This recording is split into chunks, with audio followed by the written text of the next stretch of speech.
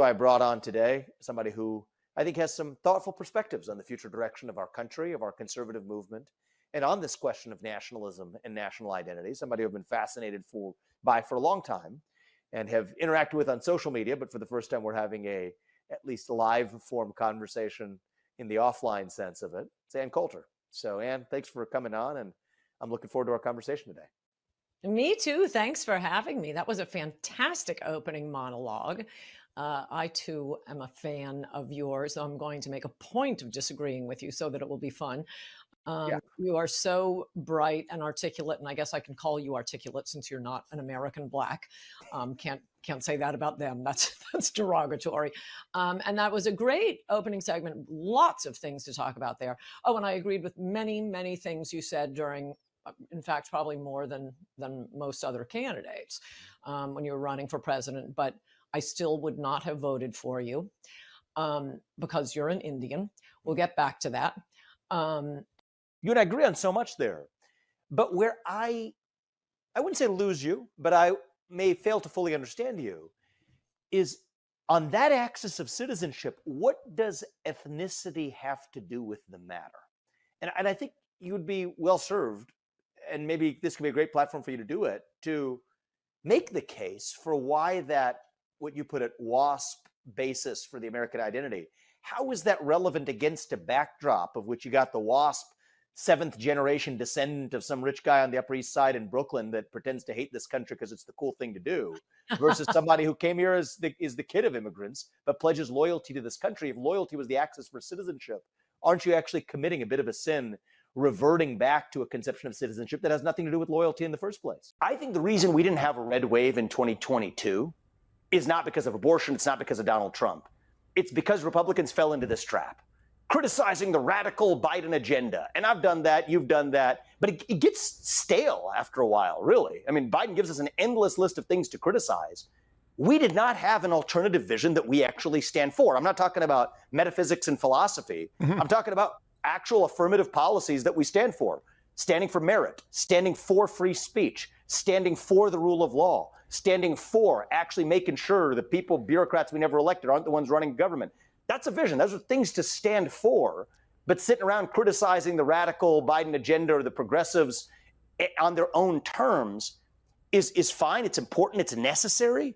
But we can't do it at the expense of forgetting what we're fighting for. And I think that's the mistake that Ann may have made, though I respect a lot of what she said. What's going on, everyone? Talks Ken here today. I want to give my thoughts in reaction to the Ann Coulter interview. This is what we're going to call it, the Ann Coulter interview with Vivek Ramaswamy. And I got some, I looked at comments online. I give my personal thoughts. You know me. I'm not a fragile person. Like, I can take someone vehemently being, I guess, racial, right? And a part of me is kind of used to it already. Like, this is something that, like, minority liberals don't seem to understand. They keep thinking we're like conservatives are weak. Oh, you're a token. Oh, this is par for the course with conservatives. They got to take their degradation in stride. While Joe Biden out here claiming that if you don't vote for his party, you ain't black. You got Kathy Hochul telling you that because you're black, you don't know what a computer is. That cracks you up every time.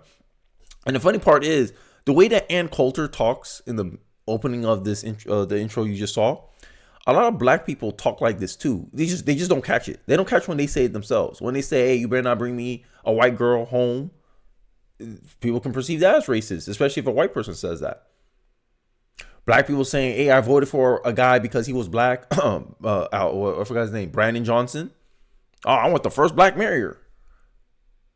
Right, voting along racial lines. But when a white person, God forbid, plays the same game that black people have been playing for a long time on the left, all of a sudden, oh my God, she's racist. Oh, Vivek's a pushover because he didn't call her a racist. Instead, he tried to have a conversation with her. So I saw on Black Twitter all these people calling him, "Oh, look at this sellout, look at this token. Oh, look how he getting hoed out by the white woman." And then I look, black Democrats are the biggest hypocrites of my life. It's funny. They talk about people getting hoed out by their party. Black people are the most hoed out group of people on the Democratic side. They get taken advantage by white liberals all the damn time. But it's how they express it, you know? It's how they take advantage of you. They take advantage of you with a smile on your face, right? Just like what Malcolm X said, right? The white conservative will let you know where he stands up front, while the white liberal pretends to be your friend but really is your enemy, right? Isn't that what Malcolm X said? I quote Malcolm X because he wasn't a political, you know, he wasn't either side. He was just like, I'm pro-black.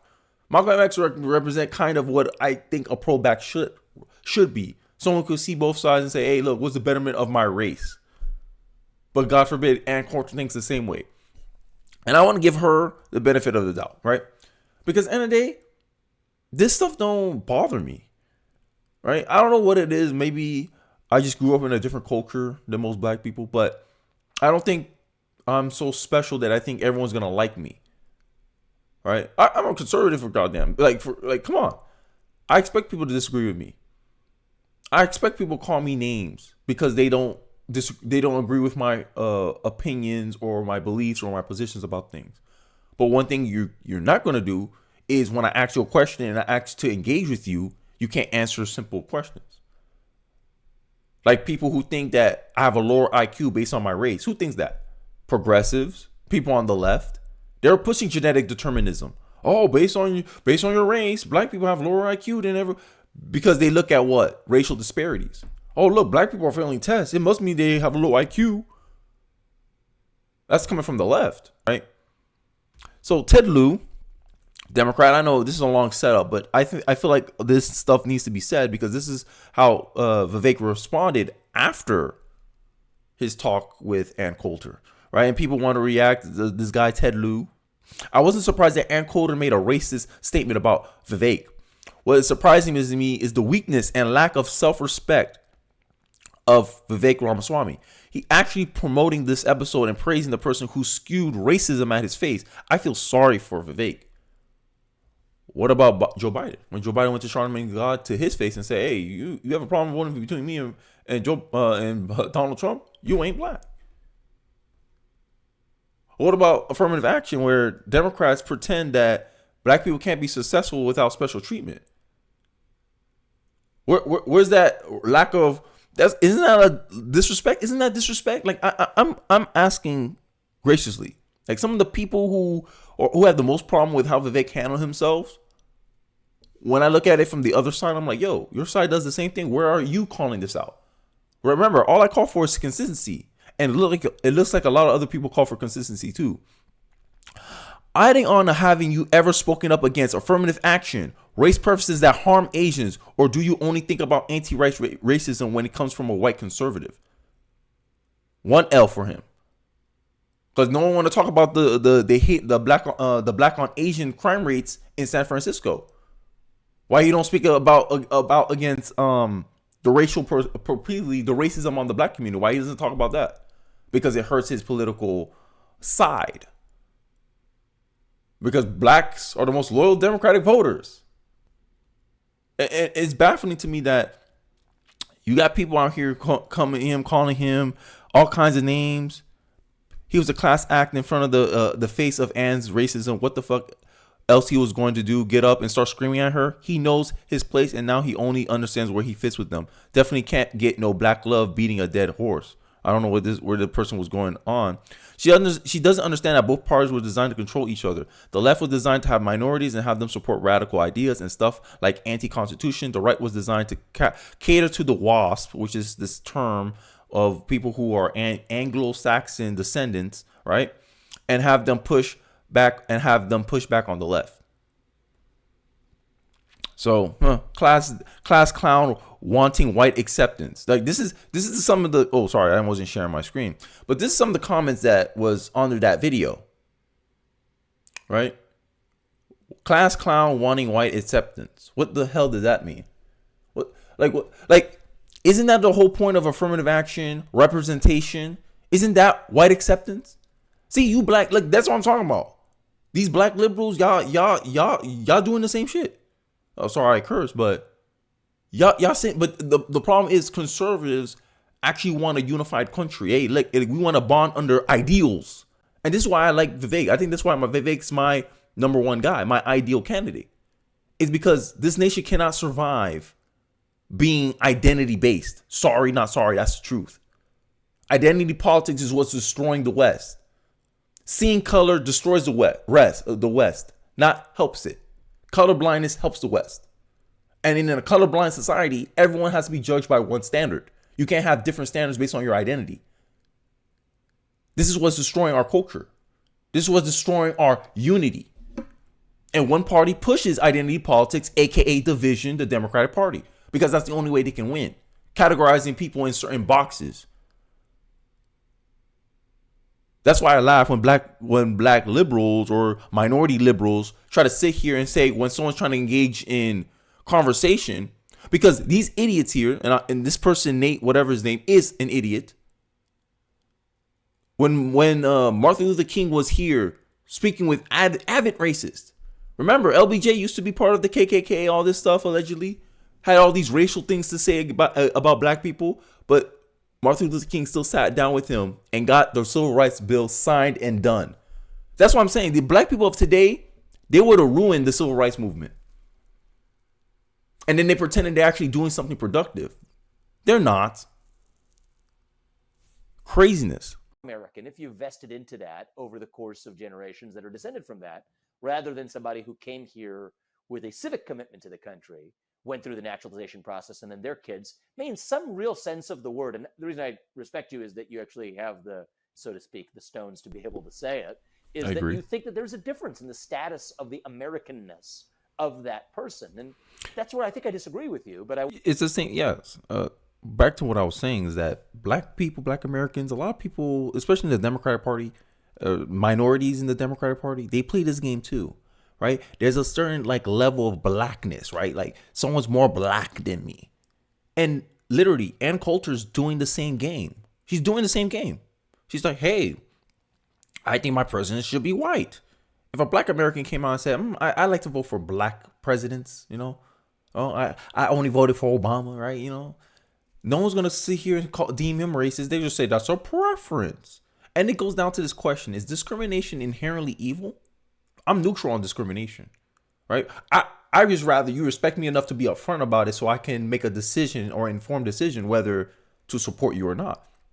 And I think the problem with a lot of people on the left is that they're very sensitive people and they can't understand how Vivek Ramaswamy can sit here and engage with her without getting distracted by her feelings or her position on him as a candidate because she's judging him exclusively on his identity. And this is why I say identity politics is the worst thing to ever happen in this country, right? The idea that the person could be your perfect candidate. If only he was a shade darker, I would have voted for him. Oh, Kenny.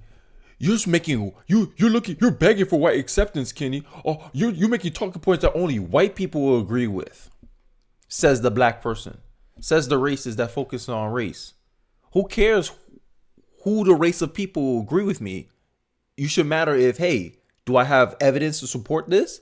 Do I have an argument here? Do I have an actual case to make with the statements that I'm making on this video?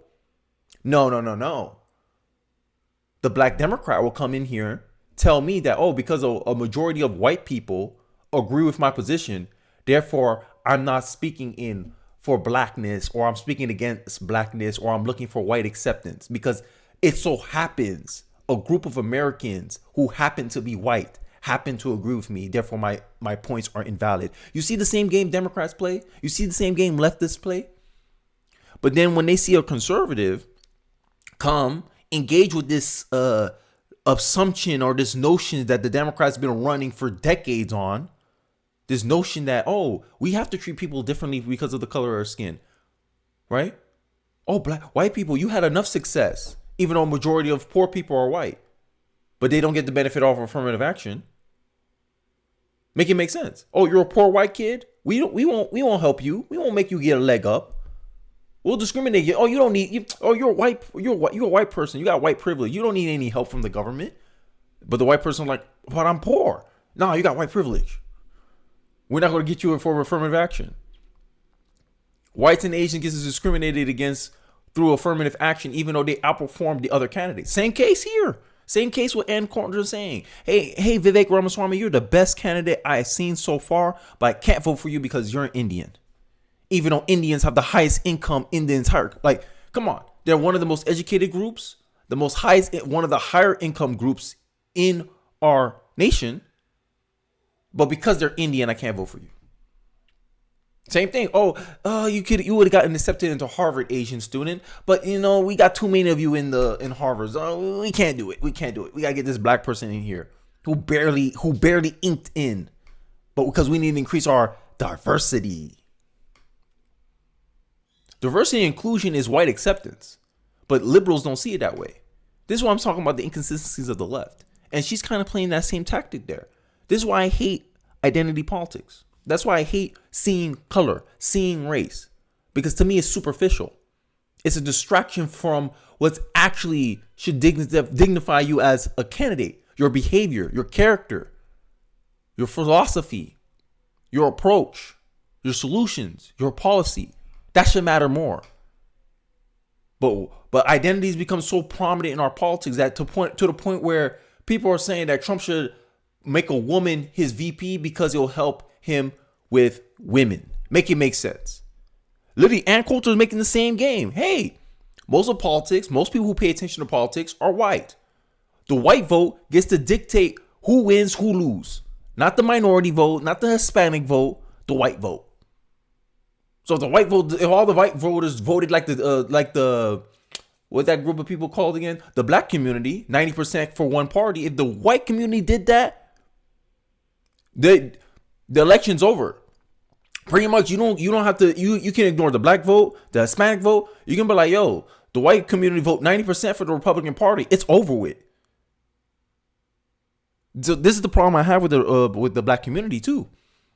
I say, so you want the white folks to have political diversity, but when it comes for black folks like me, no, you can't give that same energy.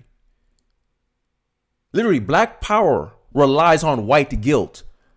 And these same black liberals will sit here and try to say, you're looking for white acceptance.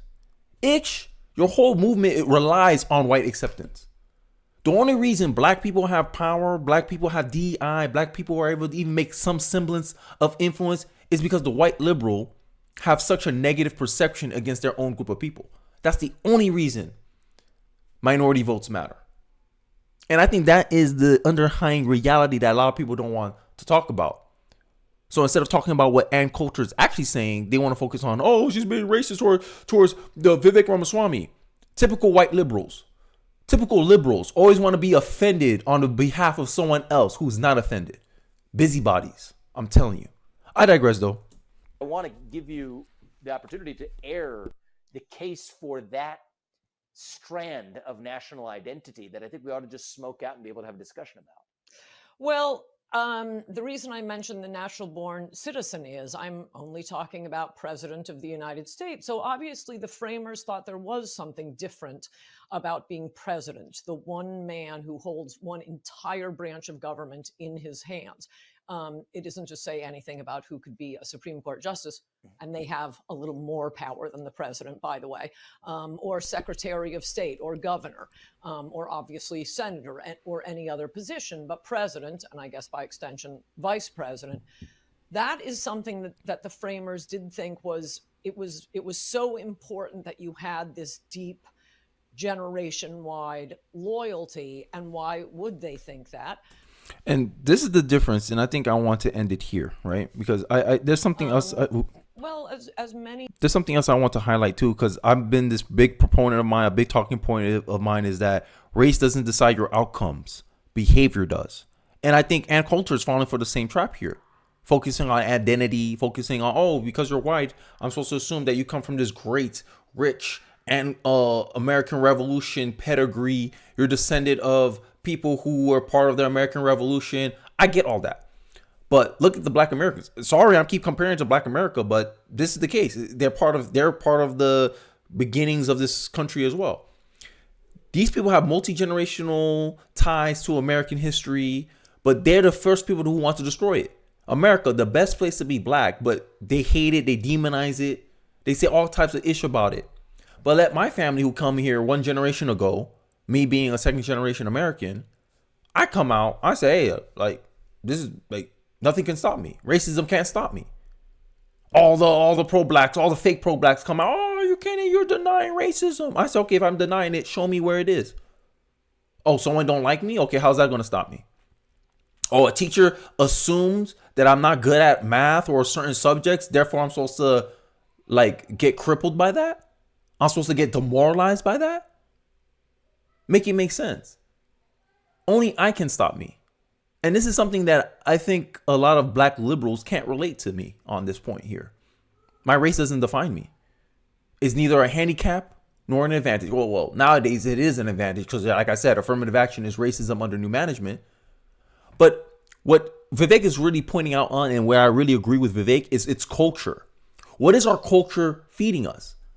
Because at the end of the day, the black community came from a culture of first black politicians were Republicans. We were family first. We were deeply religious community. Higher marriage rates than the whites. When white people were at their worst, black people were at their best. What happened? The culture changed.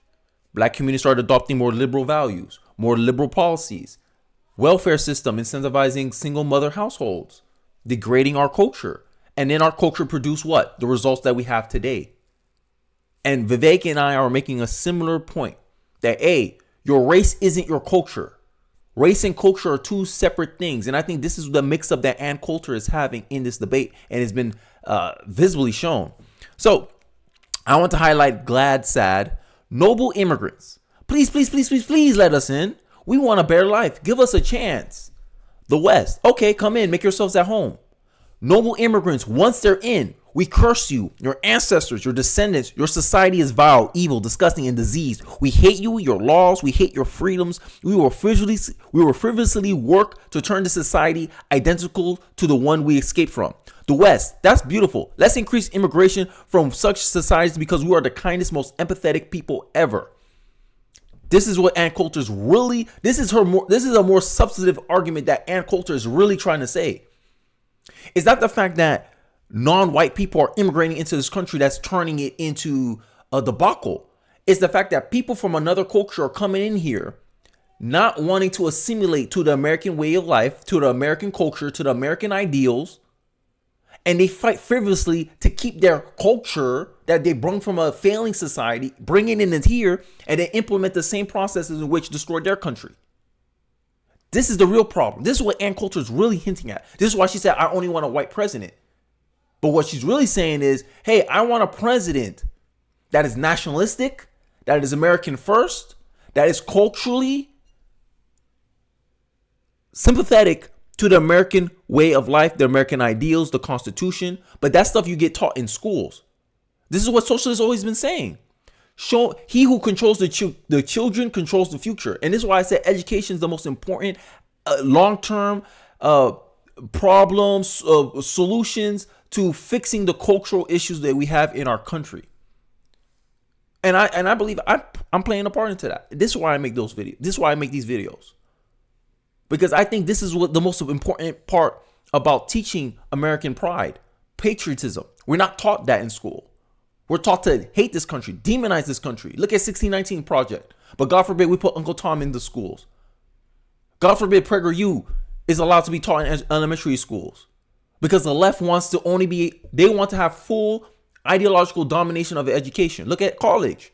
College is overwhelmingly dominated by the left. Look at mainstream media, where we get all our information, overwhelmingly dominated by the left. And they preach this message where we become a self-loathing nation. We become a demoralized nation to the point that where we don't want to stand up for our ideals.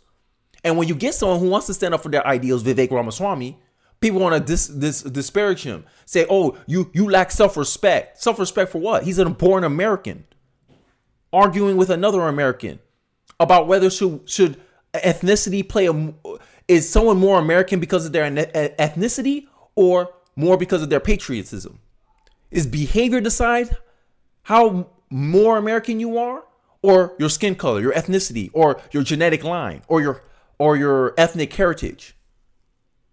This is the question that Vivek and Ann Coulter is having. A deep philosophical concepts where people have been debating this for years. Are you really black, or you're just black adjacent? Same argument Ann Coulter's making. Are you really American, or you're American adjacent? And me and Vivek say, nah. You're American because you're loyal to this country. Period. We don't believe in ethnic states. Maybe those black supremacists, white supremacists, that's one thing they agree with. They agree with ethnic supremacy. It's just, for some reason in our culture, we accept one racial supremacist over the other. A black supremacist can sit here day and night saying, I want a black family, no white people, black wealth should stay within the black community, get mad that basketball players are married to white wives. But let a white supremacist get mad about the same thing, he gets deplatformed and canceled. Make it make sense, America. All I ask is for some consistency. But I digress. Let me know your thoughts about the interview about Vivek and Ann Coulter. I want to hear your thoughts. I'm very interested in what you guys have to say. I'll catch you guys on the live stream. I'll catch you guys on the next video. Don't forget to like, comment, subscribe. I appreciate you guys watching to the end of the video, and I'll catch you guys on the next one. Peace.